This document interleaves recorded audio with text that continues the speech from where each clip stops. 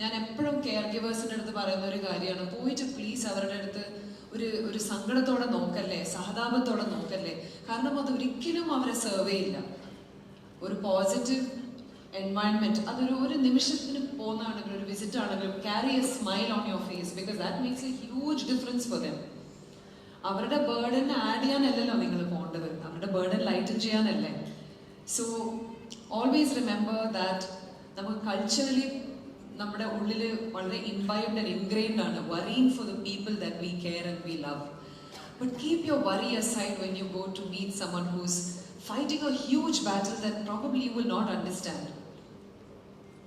So that is one thing.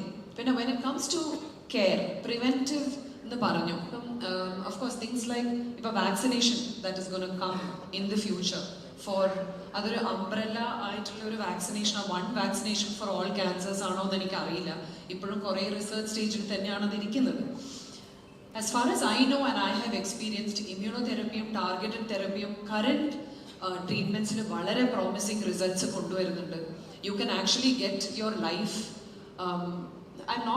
I'm not saying that immunotherapy also has reached a place where it can guarantee cure. Cure must ആയി എന്തായാലും 100% ഇതൊന്നും എവിടെയും പറഞ്ഞിട്ടില്ല, എവിടെ എഴുതിയിട്ടുമില്ല. പക്ഷേ ഞാൻ എപ്പോഴും emphasize ചെയ്യുന്ന വേറൊരു കാര്യം, see, it is not the number of years in your life that actually matters. And ഇതിന് ക്യാൻസർ വരണമെന്നില്ല. It is the life in your years that matter.